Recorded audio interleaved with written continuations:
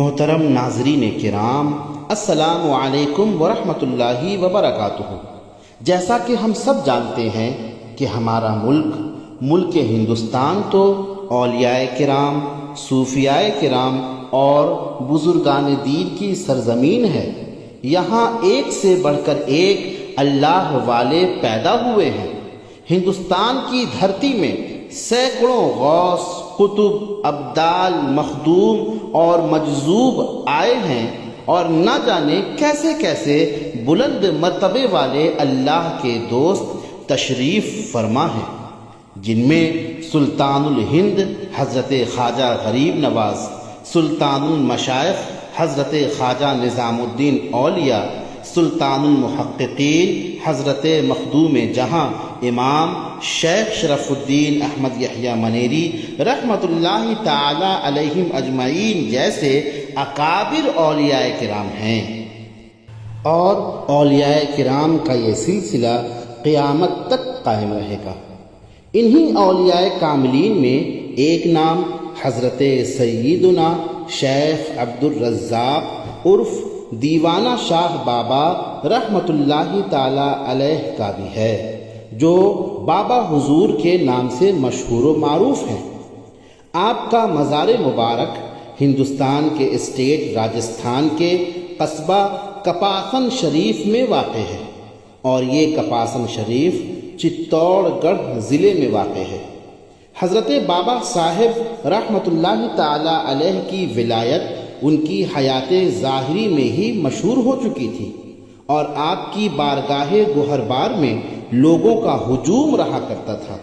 حاجت مند اپنی حاجت لے کر، سائل اپنے سوال لے کر، اور ضرورت مند اپنی ضرورت لے کر حاضر بارگاہ ہوا کرتے تھے۔ بابا حضور سب کی باتیں سنتے اور انہیں دامن بھر بھر کر خوب عطا فرماتے تھے۔ کوئی بھی سوالی ان کے در سے خالی ہاتھ کبھی نہیں لوٹتا تھا۔ تو ناظرین، ایسا ہی ایک واقعہ میں آپ کی خدمت میں پیش کر رہا ہوں۔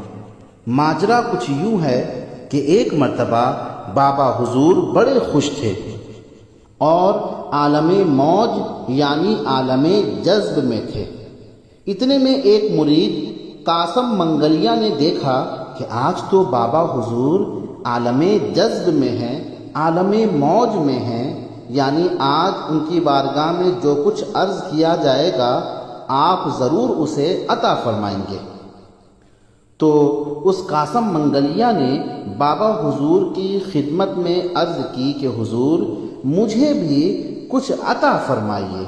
تو بابا حضور نے عالم موج میں، عالم جذب میں ارشاد فرمایا کہ اس آیت کریمہ کو یاد کر لو، اور 40 روز تک عشاء کی نماز کے بعد اس آیت کریمہ کا ورد اس طریقے سے کرنا۔ جب تم منزل پر آ جاؤ گے، یعنی جب 40 روز مکمل ہو جائیں گے، تو فلاں فلاں چیز کو ملا کر اس آیت کریمہ کو پڑھ کر دم کر دینا، تو انشاءاللہ وہ ساری چیزیں چاندی بن جائیں گی۔ اب چونکہ بابا حضور کا فرمان تھا تو وہ مرید خوش ہوتا ہوا وہاں سے نکل گیا، اور اس شخص نے اس وظیفے کو پڑھنا شروع کر دیا۔ 40 روز کے بعد ان تمام چیزوں کو اکٹھا کیا اور اس آیت کریمہ کو پڑھ کر اس نے دم کیا، تو وہ حقیقت میں ساری چیزیں چاندی بن چکی تھیں۔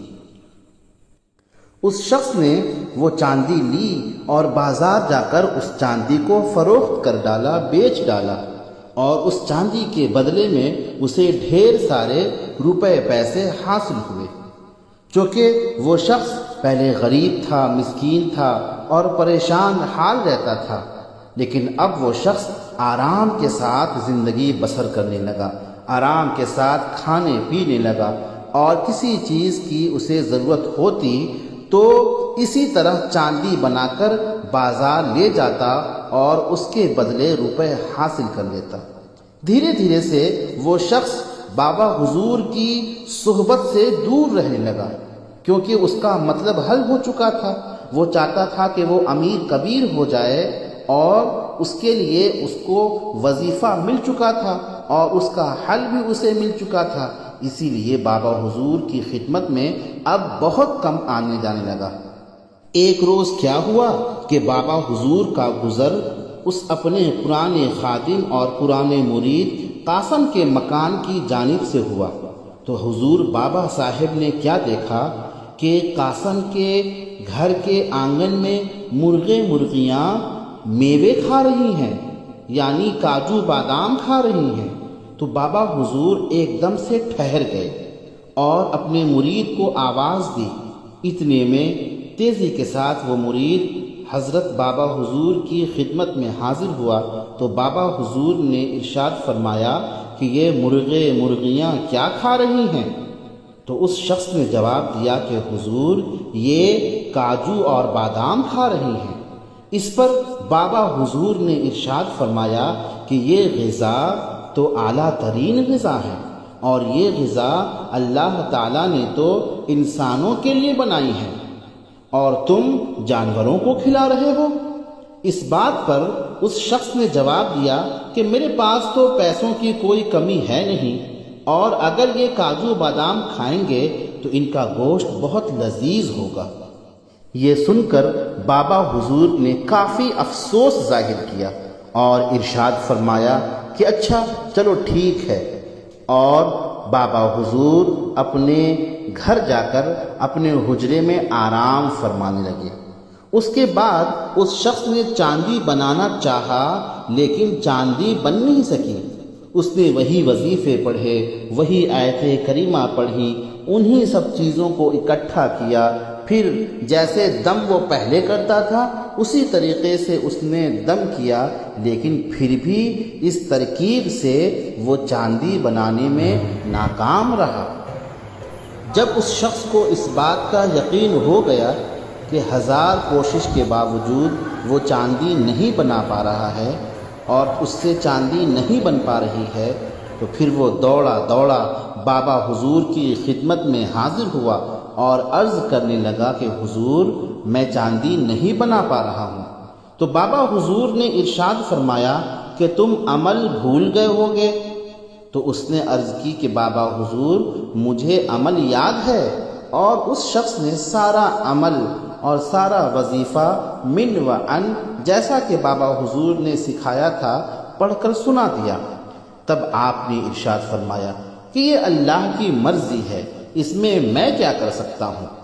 تو وہ شخص آپ کے قدموں میں گرا اور خوب گڑ گڑانے لگا، لیکن آپ نے اس کے بعد کوئی توجہ نہیں فرمائی۔ اس کے بعد سے وہ شخص اپنی زندگی میں کبھی بھی چاندی نہیں بنا سکا۔ اس واقعے سے یہ بات بخوبی معلوم چلتی ہے کہ اللہ کے ولی، اللہ کے محبوب دوست جب کسی کو کوئی تصرف دینا چاہتے ہیں، کوئی اختیار یا طاقت دینا چاہتے ہیں تو فوراً عطا فرماتے ہیں، اور جب کسی سے کوئی اختیار واپس لینا چاہتے ہیں، کوئی طاقت چھین لینا چاہتے ہیں تو فوراً واپس بھی لیتے ہیں۔ ایسے ہوتے ہیں اللہ کے ولی اور اولیاء کرام۔